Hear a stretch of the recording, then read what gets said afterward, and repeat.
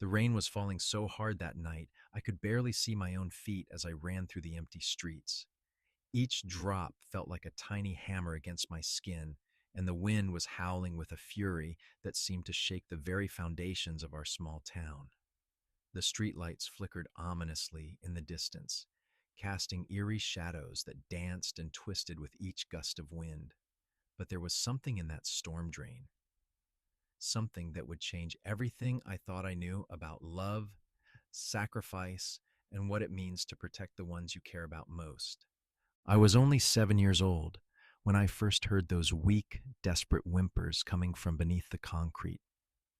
The sound cut through the thunder like a knife through my heart, piercing through the chaos of the storm with a clarity that made my whole body freeze in recognition of something terrible and beautiful happening just below my feet.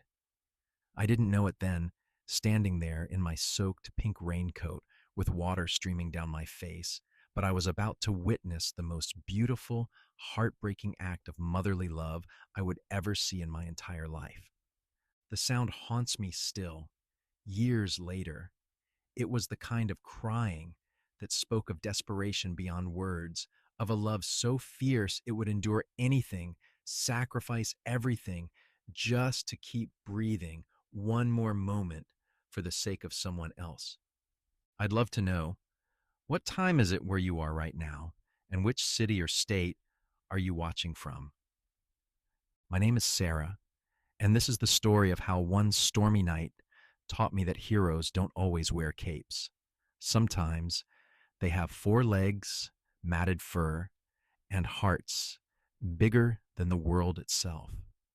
Sometimes they're lying in storm drains, using their last breath to shield the ones they love from a cruel, unforgiving world. Sometimes they're 7-year-old girls who make decisions that will echo through the rest of their lives. It was the autumn of 2019, and our small town of Millbrook had been hit by the worst storms anyone could remember. The meteorologists were calling it a once-in-a-century weather event, the kind of natural disaster that reshapes landscapes and rewrites the stories of everyone it touches. Hurricane Delilah had been downgraded to a tropical storm by the time it reached our inland community, but it still carried the fury of the ocean with it.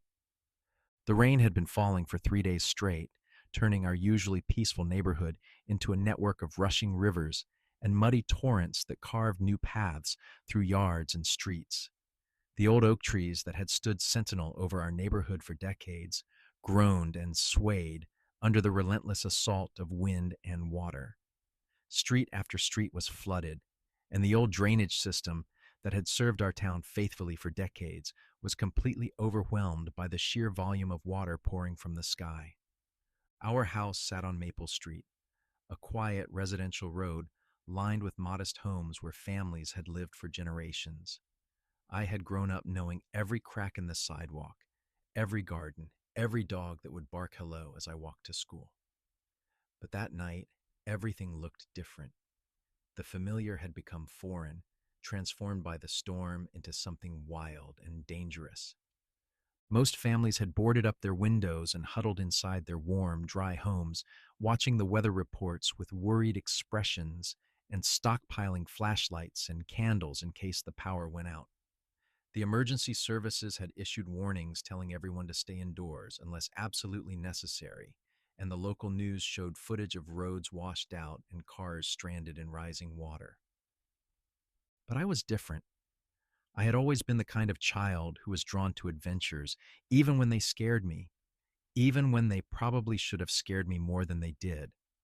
My mother used to say I had an old soul, that I seemed to understand things that other children my age couldn't grasp. My father said I was too curious for my own good, always asking questions that made adults uncomfortable, always noticing things that others preferred to ignore.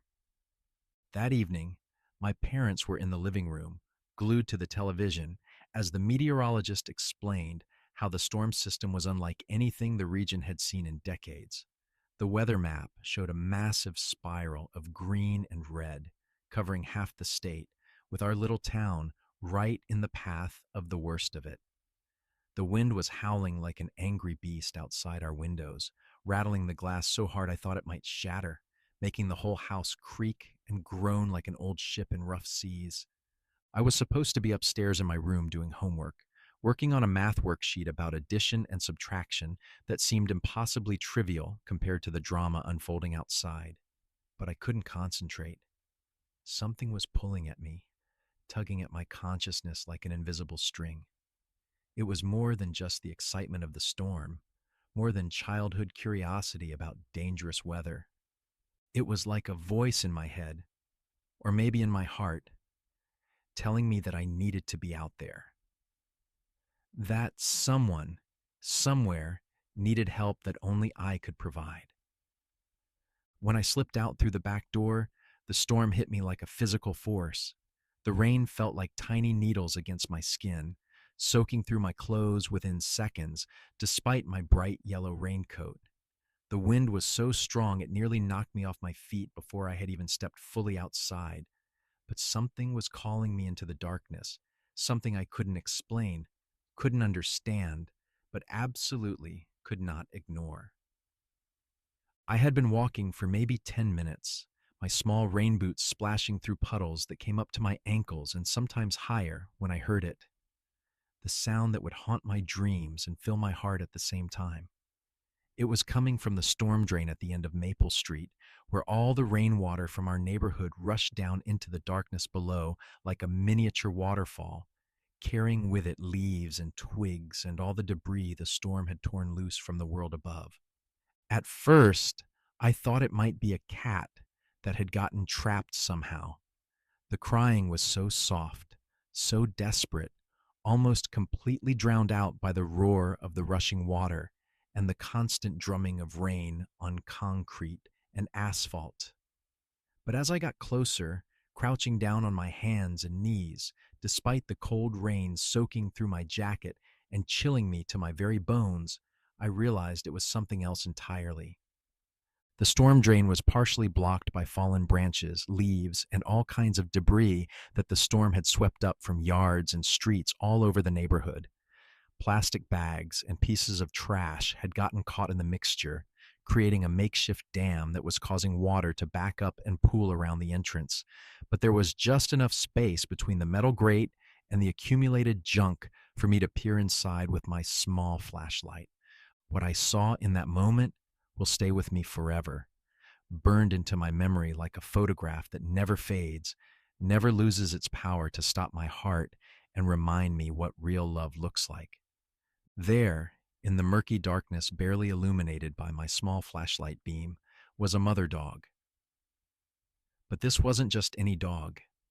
This was a German shepherd, a breed that should have been proud and strong and majestic, the kind of dog you see in movies rescuing people and being heroes. Instead, she had been reduced to nothing but skin and bones, her body a shadow of what it should have been. Her ribs showed through her soaked, matted fur like the bars of a prison, each one clearly visible even in the dim light. You could count every bone in her spine, see the sharp angles of her hip bones, where her body had consumed its own muscle and fat just to stay alive.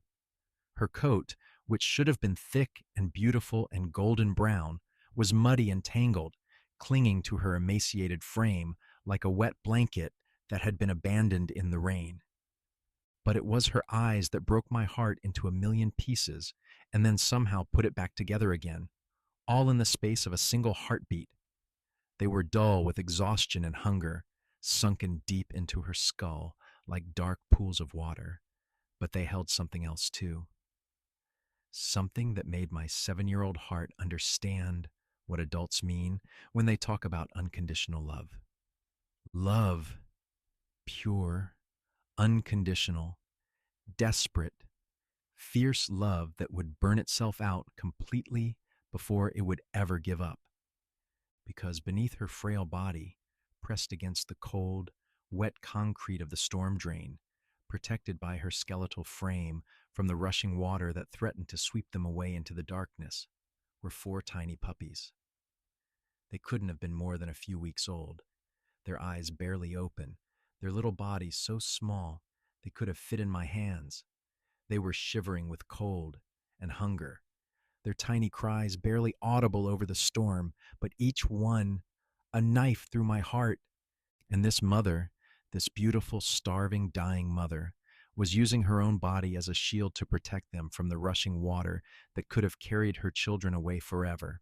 She had positioned herself between her babies and the strongest current, her skeletal frame acting as a living dam against the flood.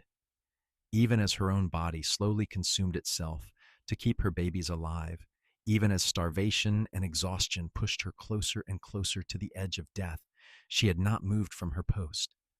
I pressed my face closer to the opening, not caring that the rain was now pouring down my back like an icy waterfall, soaking through every layer of clothing I had on until I could feel the cold seeping into my bones. The mother dog noticed me, and for a moment that seemed to last forever, our eyes met across the space between species, between circumstances, between hope and despair. In that instant, I saw everything. I saw the whole story written in her exhausted gaze, told in a language that had nothing to do with words and everything to do with the universal grammar of love and sacrifice. I saw how long she had been there, day after day, night after night, refusing to leave, even as her own body slowly consumed itself to keep her babies alive. I saw how she had given up eating, had somehow found the strength to produce whatever little milk she could still provide for her puppies, even as her own body cried out for nourishment. I saw how she had positioned herself so carefully, so strategically, so that even if the water rose higher, even if the worst possible thing happened, it would take her first before it could reach her children.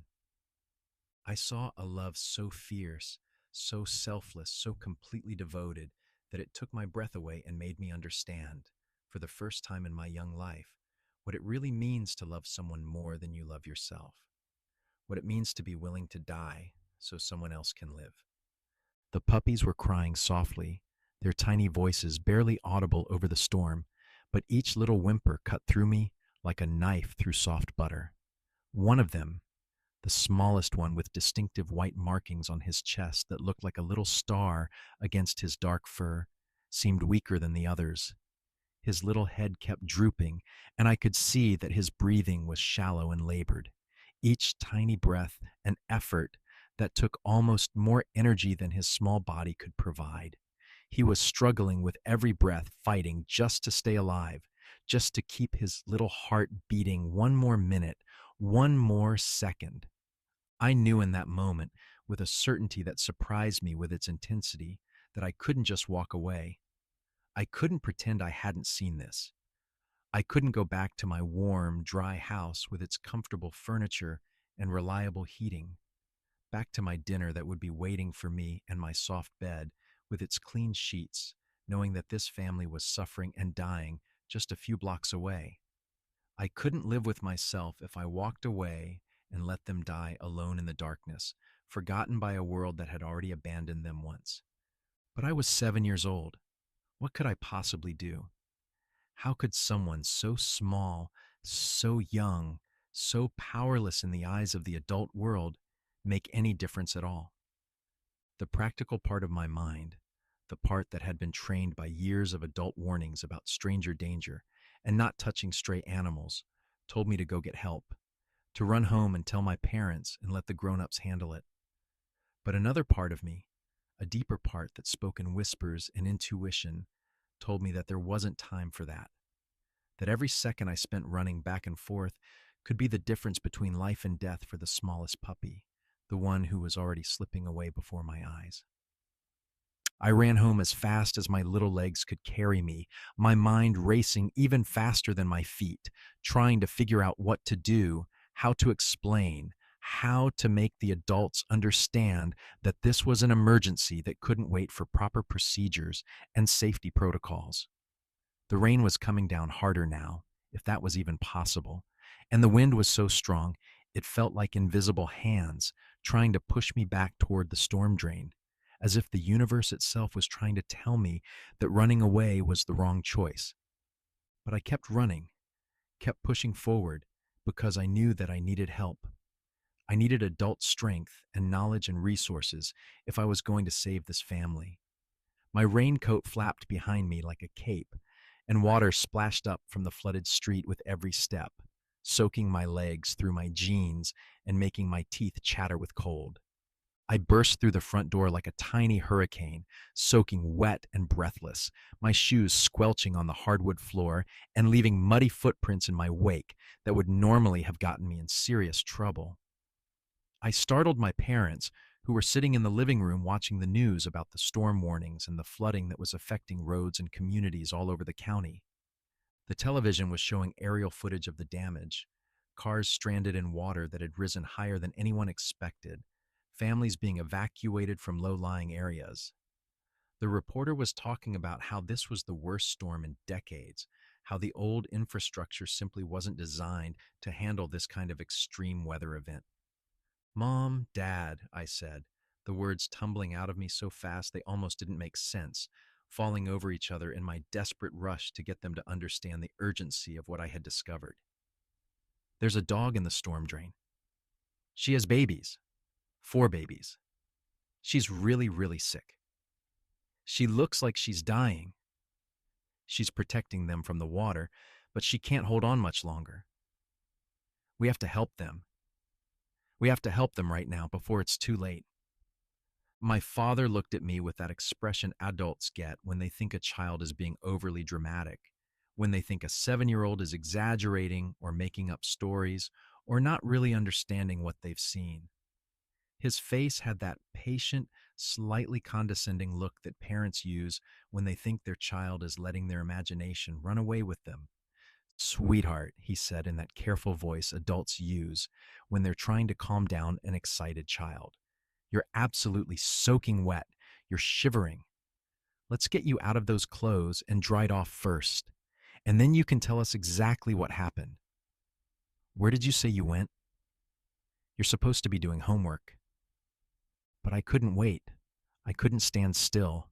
I couldn't waste precious minutes on getting dry, or explaining where I had been, or why I had disobeyed the rules about staying inside during the storm.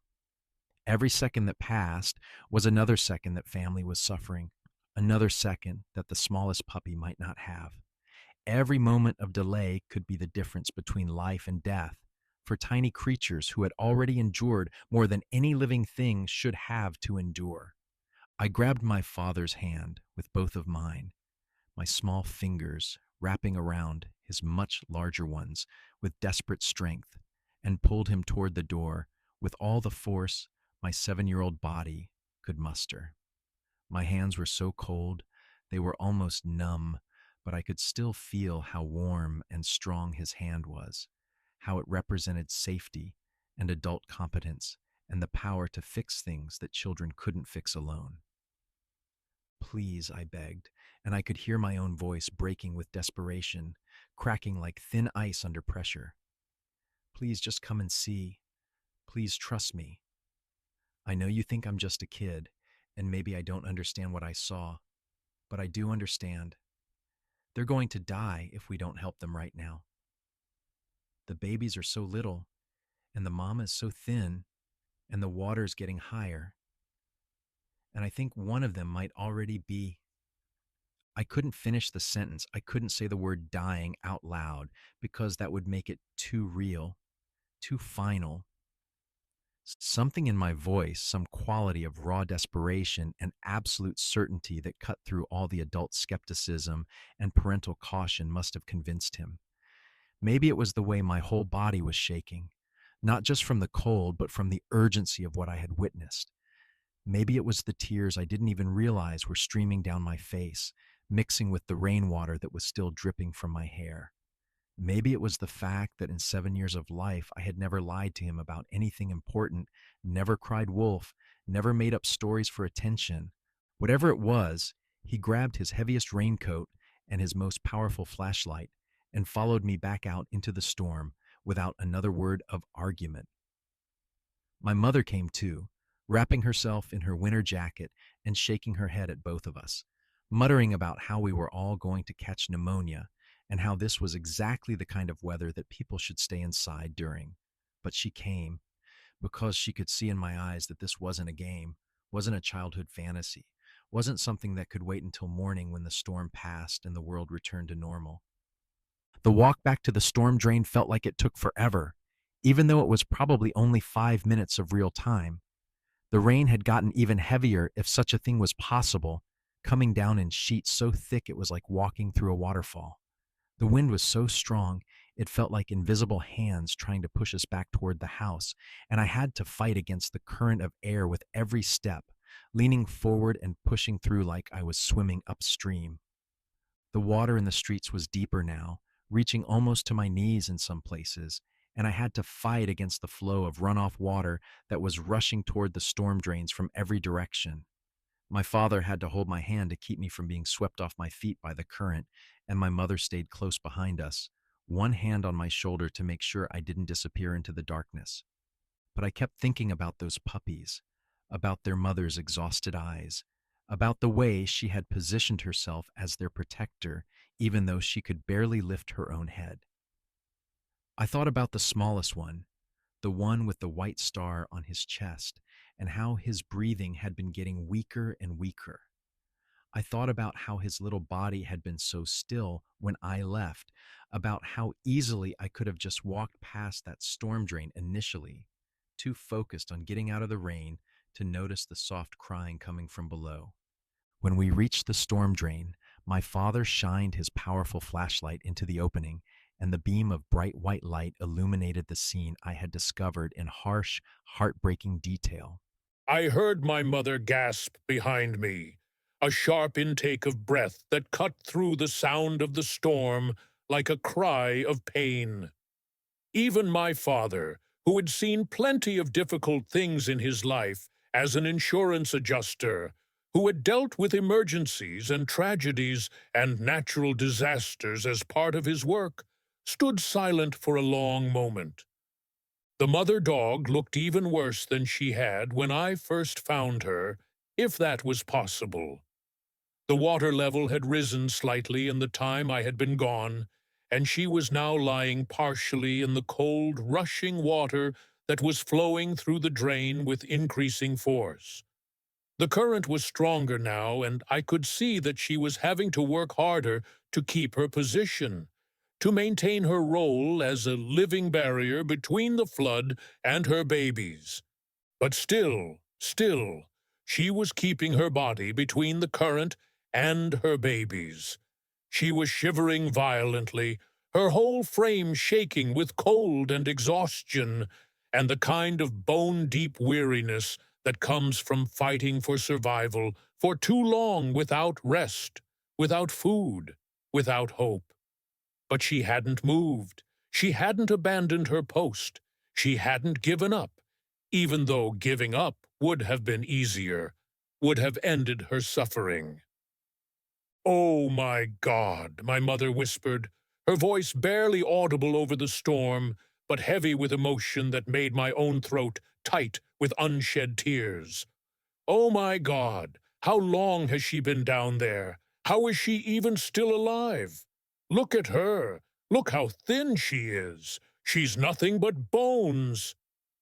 "We have to call someone," my father said, already reaching for his phone with hands that I noticed were shaking slightly, whether from cold or emotion I couldn't tell. Animal control or the fire department or someone who knows how to handle this kind of situation safely. We can't just climb down there. It's not safe.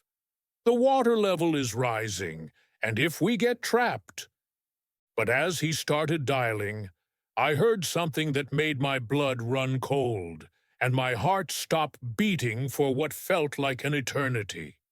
The smallest puppy, the one with the white markings that looked like a star against his dark fur, had stopped crying. He had stopped moving altogether. His little body was completely still, and in the harsh beam of my father's flashlight, I could see that his tiny chest wasn't rising and falling anymore. "No," I said, and before anyone could stop me, before my parents could react or grab me or tell me it was too dangerous, before the adult world of caution and proper procedures could intervene, I was lowering myself into the storm drain. The water was even colder than I had imagined. So cold it felt like it was burning my skin, like thousands of tiny ice crystals piercing through my clothes and straight into my bones. It came up to my waist immediately, and the current was much stronger than it had looked from above, trying to sweep me off my feet and carry me along with the debris and runoff that was flowing toward the main drainage system. The concrete walls were slippery with moss and algae and years of accumulated grime, and I had to use my hands to steady myself as I waded forward, feeling with my feet for secure footing on the uneven bottom of the drain. But I didn't care about the cold or the danger, or the fact that I was probably doing something incredibly stupid and risky for a 7-year-old. All I cared about was getting to that family before it was too late, before I lost the smallest puppy, before the mother dog's incredible sacrifice became meaningless. I waded toward the mother dog, my hands outstretched in what I hoped was a universal gesture of peace and helpfulness, speaking to her in the softest, most gentle voice I could manage, despite the fact that my teeth were chattering so hard I could barely form words coherently. "It's okay," I whispered, my voice almost lost in the echo of the concrete tunnel and the rush of water around my legs. "It's okay, Mama. I'm here to help. I'm not going to hurt you or your babies. I promise. I promise I'm going to help you." The mother dog watched me approach with wary eyes that held a mixture of hope and fear and desperate exhaustion that went beyond anything I had ever seen in my young life. She was so weak she could barely lift her head, but she was still alert, still protective, still ready to defend her babies, even though she clearly didn't have the strength to fight off a determined 7-year-old, much less a real threat. I could see the conflict playing out in her expression, written in the language of survival and maternal instinct, the desperate need for help, battling against the deep, primal instinct to protect her young from any potential threat, even one that looked like a small, harmless child who clearly wanted to help. I moved slowly, carefully, every step deliberate and gentle, telegraphing my intentions with my body language and my voice, until I was close enough to touch her. Her fur was soaked and matted, thick with mud and debris, and who knows what else.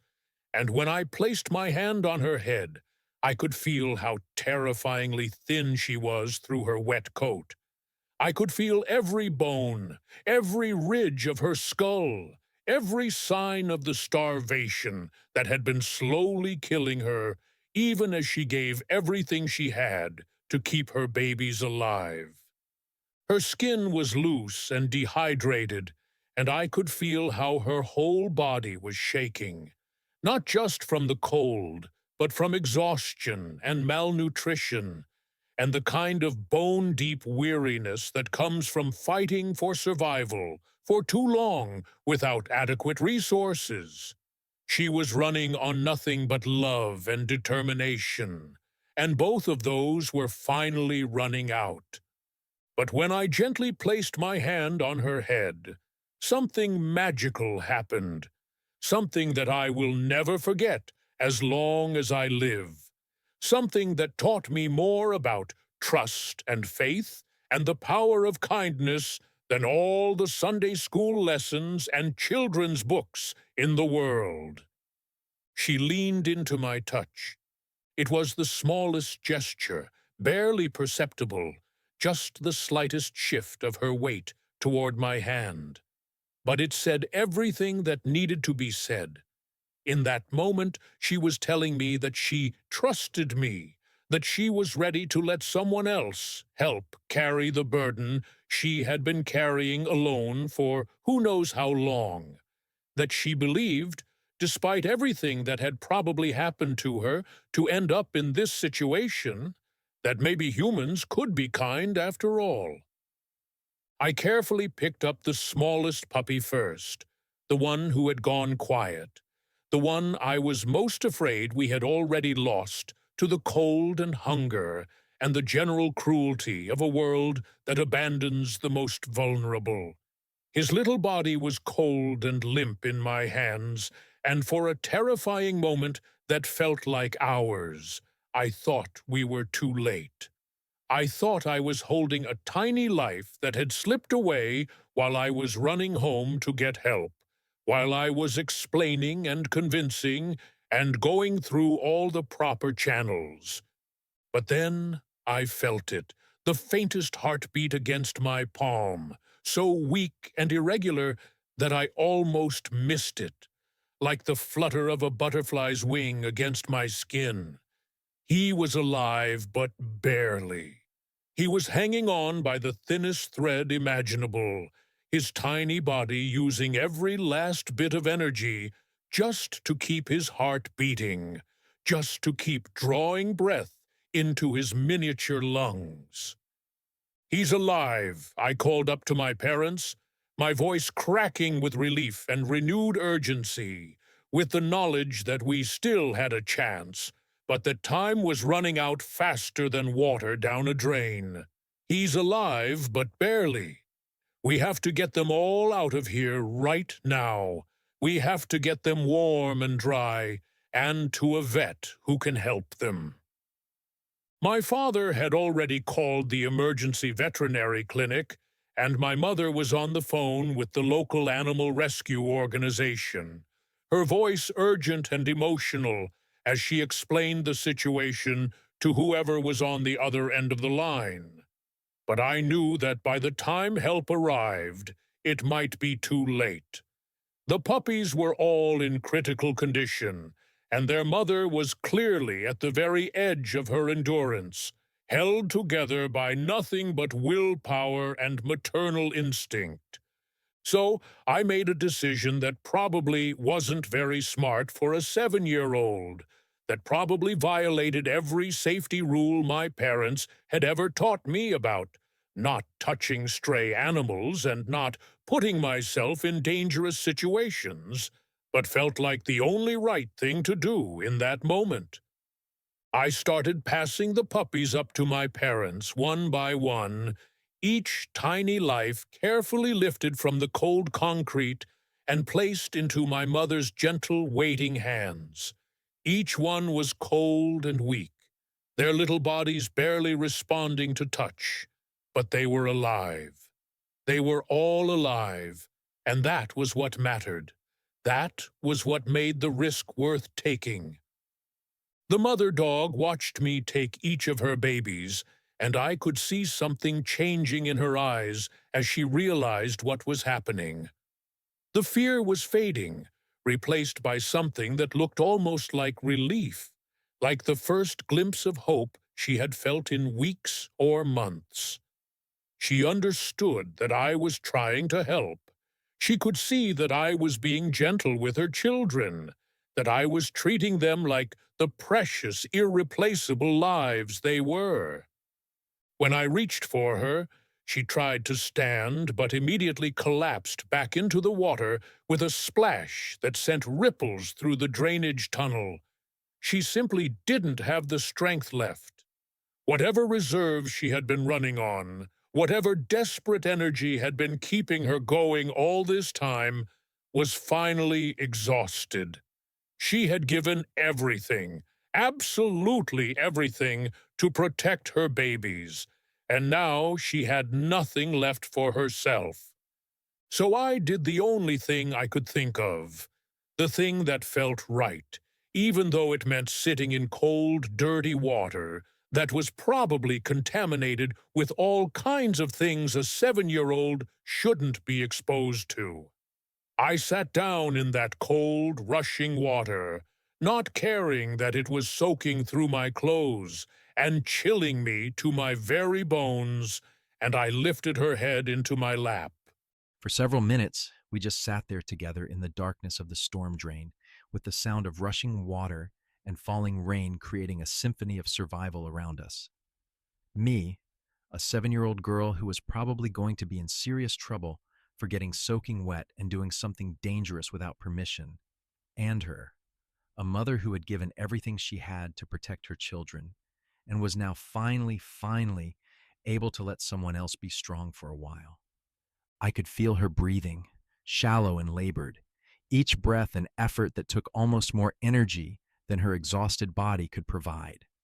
I could feel how her whole body was shaking, not just from the cold, but from exhaustion and starvation, and the kind of bone deep weariness that comes from fighting for survival for too long without adequate resources or hope.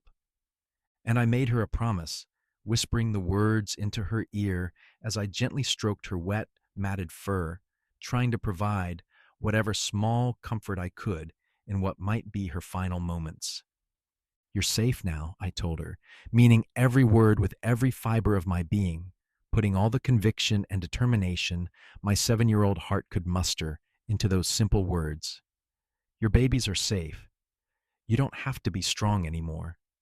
You don't have to fight anymore. You can rest now. You can let someone else take care of you for a while. You did everything right. You were the best mama in the world." When the animal rescue team arrived 25 minutes later, they found us exactly like that.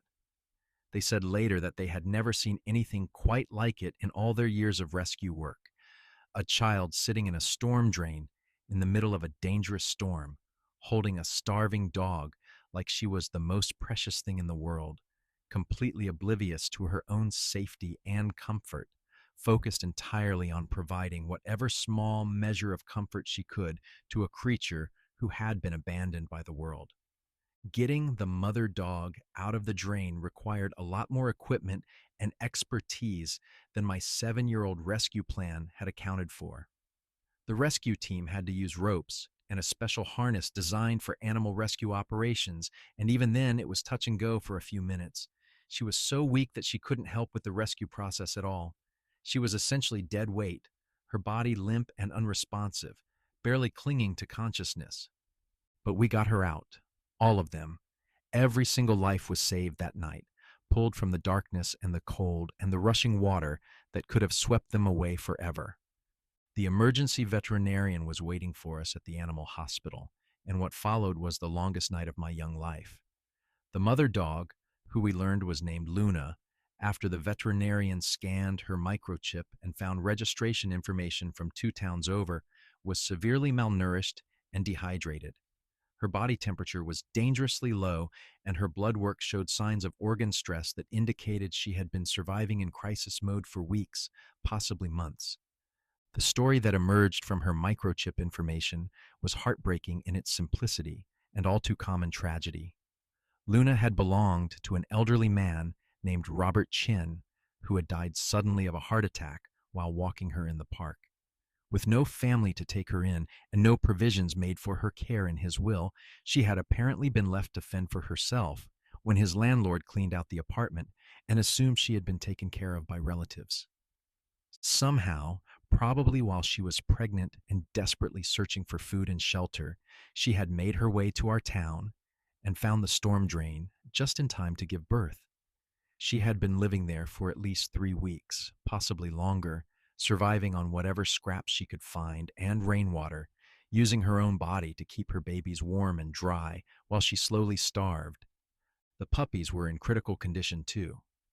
All 4 of them were hypothermic, dehydrated, and severely underweight for their age.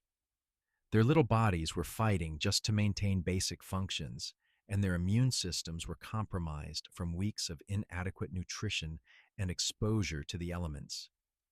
The smallest one, the one with white markings who I had feared we lost, was in the worst shape.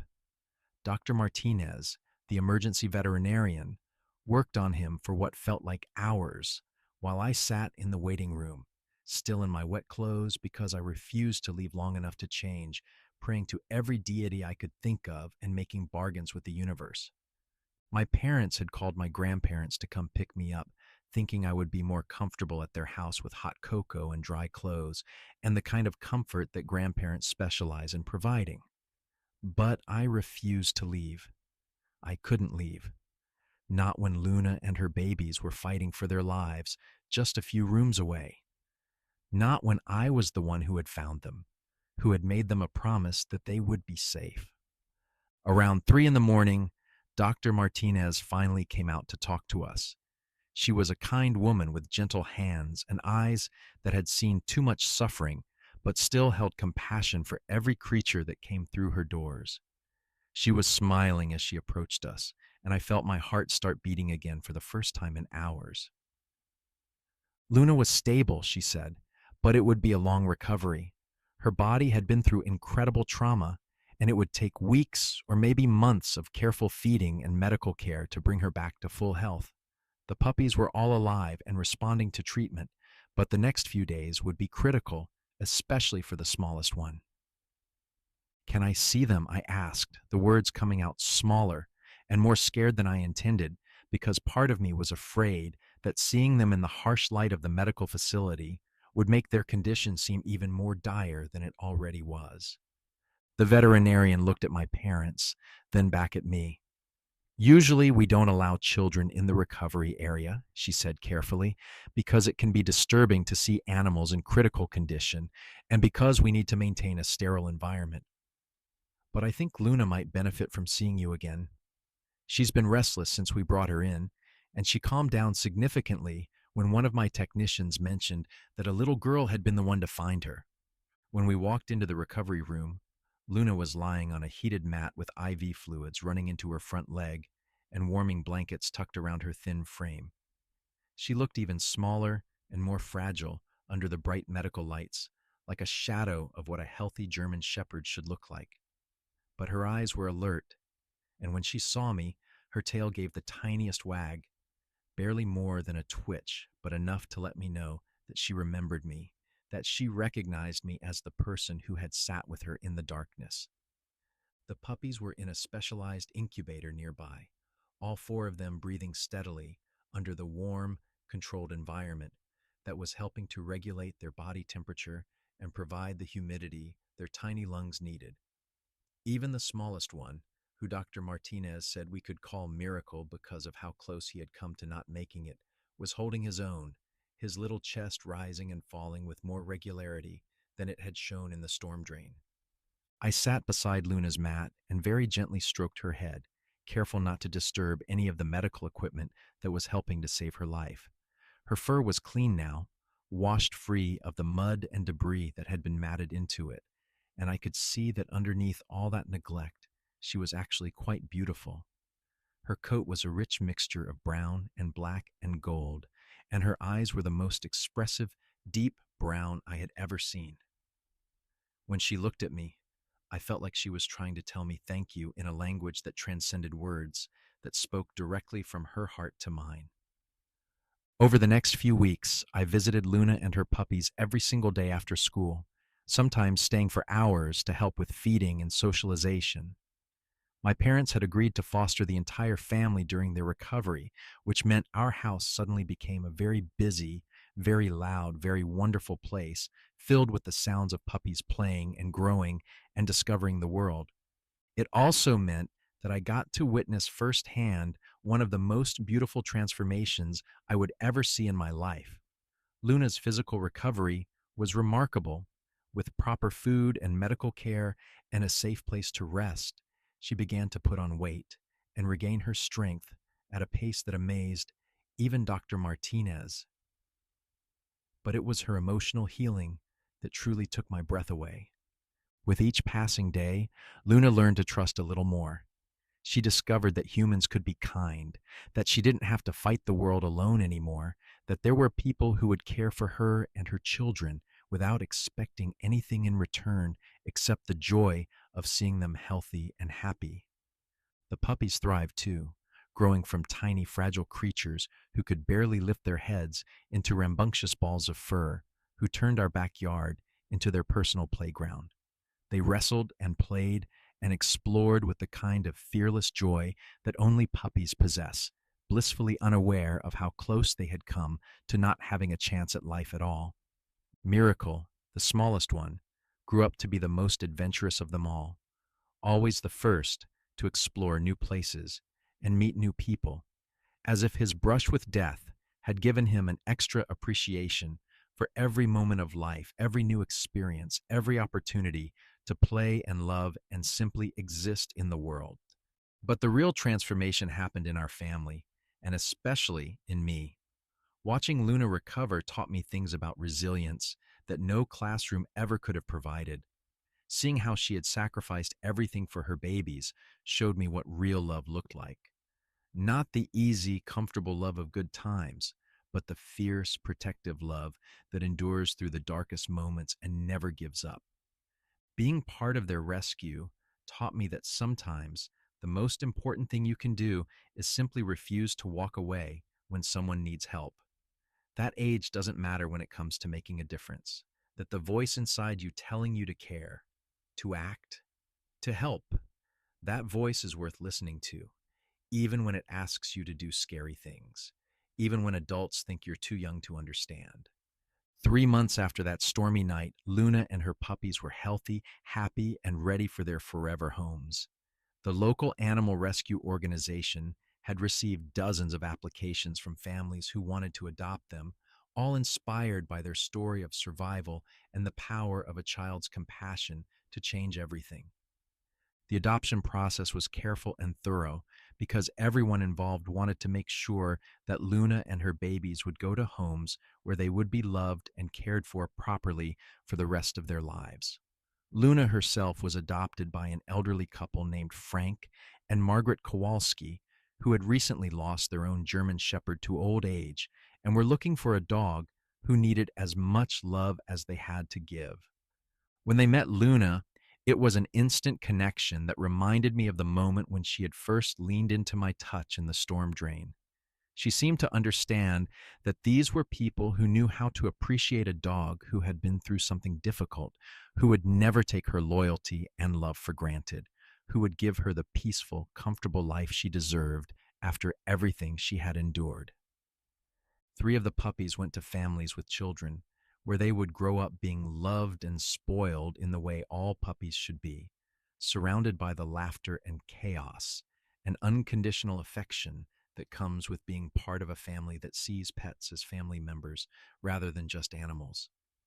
But Miracle, the smallest one who had nearly died that first night, came home with us permanently. My parents said it was because I had earned the right to choose after everything I had done to save them and all the time I had spent helping with their care and recovery. But I think the truth is that Miracle had already chosen us, just as I had chosen him in that dark storm drain when I picked him up first and felt his tiny heartbeat against my palm. From the moment I held his tiny cold body in that rushing water, we belonged to each other in a way that transcended normal pet ownership and moved into the realm of family, of mutual rescue, of lives that had been changed forever by a single moment of connection. Years have passed since that night, and Miracle is now a full-grown dog who still follows me everywhere I go, as if he remembers that I was the one who saved his life, and he wants to make sure he never loses sight of me again. He's my best friend, my confidant, and my constant reminder of what can happen when you choose love over fear, action over apathy, hope over despair.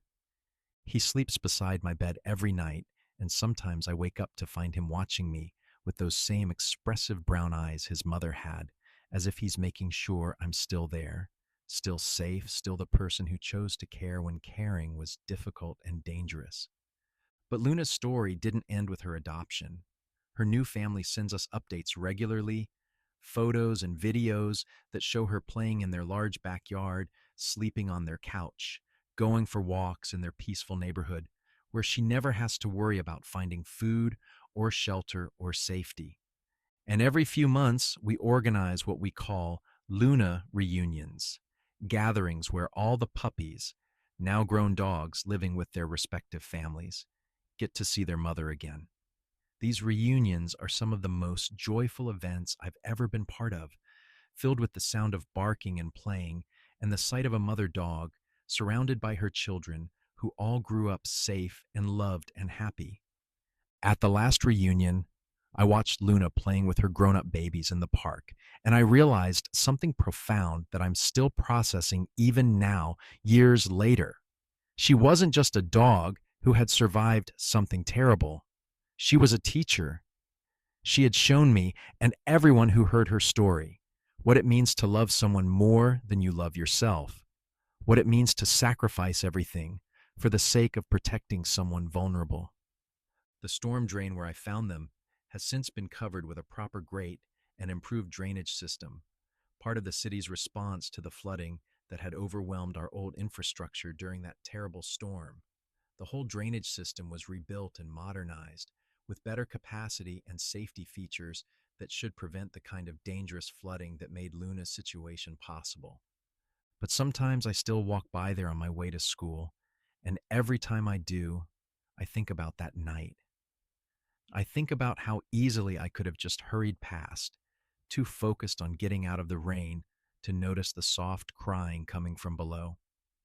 I think about how many times in life we have the opportunity to be someone's hero and how often we miss it because we're too busy, too scared, or too convinced that someone else will handle it. And I think about how different everything would have been if I had made a different choice that night. If I had stayed inside doing homework like I was supposed to, if I had ignored the feeling that pulled me out into the storm, if I had heard the crying and decided it wasn't my problem, that I was too young to help, that I should leave it to the adults. But mostly, I think about Luna and how she changed my understanding of what it means to be brave. Bravery isn't about not being scared, it's about being terrified and choosing to love anyway. It's about putting yourself between danger and the people you care about, even when you're not sure you're strong enough to make a difference. It's about refusing to give up, even when giving up would be easier, would end the suffering, would provide a way out of an impossible situation. Luna taught me that the most powerful force in the world isn't strength or intelligence or even luck. It's the willingness to stay when everything inside you wants to run. It's the choice to keep fighting for someone else, even when you don't know if anyone is fighting for you. It's the decision to use your own body as a shield against the world's cruelty, even when that shield is made of nothing but love and determination. Today, I'm 16 years old, and I volunteer at the same animal rescue organization that saved Luna and her puppies that night. I've helped with dozens of rescues since then, each one teaching me something new about resilience, hope, and the incredible capacity for healing that exists in all living creatures when they are given the chance, the care, and the love they need to recover. I've seen dogs who were abandoned in parking lots, cats who were thrown away like garbage, horses who were neglected until their ribs showed through their coats. I've seen animals who had given up on humanity completely, who cowered at the sight of human hands and flinched away from human voices. And I've seen those same animals learn to trust again, learn to love again, learn that the world still has room for kindness and compassion and second chances. But none of them have affected me quite like Luna did, because Luna wasn't just the first rescue I was part of. She was the one who taught me that sometimes the most important thing you can do is simply refuse to give up on someone, even when they've already given up on themselves. She taught me that love isn't just a feeling, it's a choice, a commitment, a decision to stay and fight and care even when caring is hard. Every animal that comes through our rescue doors is someone's Luna, someone's miracle. They're all creatures who have been abandoned, neglected, or forgotten by the world, left to survive on their own in situations that would challenge even the strongest adult human. And they're all waiting for their own 7-year-old girl to show up in the storm and decide that their life matters, that their suffering is not acceptable, that they deserve better than what the world has given them so far. I think about that responsibility a lot now, especially when I'm working with dogs who are scared and defensive, who have been hurt so badly they don't trust humans anymore, who growl and snap and try to make themselves seem dangerous because they've learned that seeming dangerous is sometimes the only way to protect yourself in a world that doesn't care about the vulnerable. I remember how Luna looked at me that first night, the way her eyes held both hope and fear, the way she was torn between the desperate need for help and the instinct to protect her babies from potential threats. I remember the moment when she decided to trust me, when she chose to believe that maybe, just maybe, not all humans were going to hurt her. That's what rescue really is, I've learned. It's not just about saving animals from bad situations, though that's certainly part of it. It's about rebuilding trust that has been broken by neglect and abuse and abandonment. It's about showing a creature who has been forgotten that they are worthy of love, worthy of care, worthy of a second chance at happiness. It's about proving that the world still has room for kindness, even for those who have been discarded and overlooked and treated as if their lives don't matter. Luna is 8 years old now, solidly middle-aged for a German Shepherd, and according to Frank and Margaret, she still has nightmares sometimes. She'll wake up in the middle of the night and make her rounds through their house, checking on everyone to make sure they're all safe and accounted for, as if she's still protecting someone, still standing guard against threats that might come in the darkness. Her new family understands this behavior and never tries to discourage it. They know that some wounds take longer to heal than others, that trauma leaves marks that don't always fade completely, even when the external circumstances change dramatically for the better. They give her the space to work through her past in her own way, while surrounding her with the love and security she needs to feel safe in the present. But they also say that she's the most loving, grateful dog they've ever known, that she seems to understand how precious her second chance is, and she doesn't take a single day of it for granted. She greets each morning like a gift, treats every meal like a celebration, and shows affection with an intensity that speaks to how much she appreciates being loved after spending so long believing that love was something that happened to other creatures, not to her. Miracle is the same way, even now at 5 years old. He still sleeps pressed against my bed every night, as if he's afraid I might disappear if he's not close enough to touch me. And maybe he is afraid of that. Maybe when you start life nearly dying in a storm drain, when your first experience of human kindness comes from a 7-year-old girl who sits with you in rushing water and promises that you're safe, you never quite stop appreciating the people who choose to stay. The truth is, I don't think I saved Luna and her puppies that night. I think they saved me. They showed me what I was capable of, what kind of person I wanted to be, what kind of life I wanted to live. They taught me that age doesn't matter when it comes to making a difference, that the size of your impact isn't determined by the size of your body or the number of years you've been alive. They proved that sometimes the most ordinary people can do the most extraordinary things simply by refusing to walk away from suffering, simply by choosing to care when caring is inconvenient and difficult and scary. The world is full of storm drains, full of dark places where someone is suffering, protecting someone they love, waiting for help that might never come. And we walk past them every day, too busy with our own lives or too scared of getting involved, or too convinced that someone else will handle it, that it's not our responsibility, that we don't have the skills or resources or authority to make a difference. But what if we didn't walk past? What if we stopped and listened and refused to keep going until we had done something to help? What if we decided that every life matters, even the ones that society has forgotten or discarded or deemed unworthy of attention?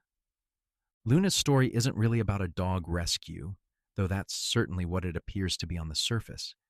It's about the choice we all have to make every day, multiple times a day. The choice between indifference and compassion, between walking away and stepping in, between assuming someone else will help and deciding that someone is going to be us. I was 7 years old when I made that choice for the first time, standing in the rain outside a storm drain, hearing sounds of suffering, and deciding that I couldn't just pretend I hadn't heard them. And it changed everything, not just for Luna and her puppies, but for me. It set me on a path that led to years of rescue work, to a deeper understanding of what it means to love unconditionally, and to a certainty that the most important thing any of us can do is simply show up for each other. The rain has stopped falling in our town, and the storm drains are clear now, protected by modern grates and improved drainage systems that should prevent the kind of dangerous flooding that made Luna's situation possible. But somewhere, in some other town, on some other night, there's another Luna waiting in the darkness, another family holding on to each other, hoping someone will care enough to stop and listen and decide that their lives are worth saving. And somewhere, there's another 7 year old walking through the rain, about to make the choice that will define the rest of their life, that will determine what kind of person they become and what kind of impact they have on the world around them. I hope they choose love. I hope they choose to stay. I hope they choose to believe that every life, no matter how small, how forgotten, how damaged by the world's cruelty, is worth saving, worth fighting for, worth the risk and inconvenience and discomfort that comes with caring about someone other than yourself. Because in the end, that's what Luna taught me, what she continues to teach me every time I remember that night in the storm drain. That love isn't just a feeling that happens to us, it's a choice we make, a commitment we undertake, a decision to put someone else's needs before our own comfort, someone else's survival before our own convenience. It's the choice to stay when it would be easier to leave, to care when caring is hard, to believe that even in the darkest storm drain, even in the most hopeless situation, love can still find a way to survive and grow and transform everything it touches. And sometimes, if we're very lucky and very brave, that love has four legs, a wagging tail, and eyes that say thank you in a language that transcends every barrier humans have ever built between themselves and the rest of the world. Thank you, Luna. Thank you for teaching me that heroes don't always wear capes. Sometimes they have muddy paws and the biggest hearts in the world. Sometimes they're mothers who would rather die than abandon their children. And sometimes they're 7 year old girls who refuse to walk away from suffering, who choose love over fear, who decide that every life matters. Thank you for showing me who I wanted to become.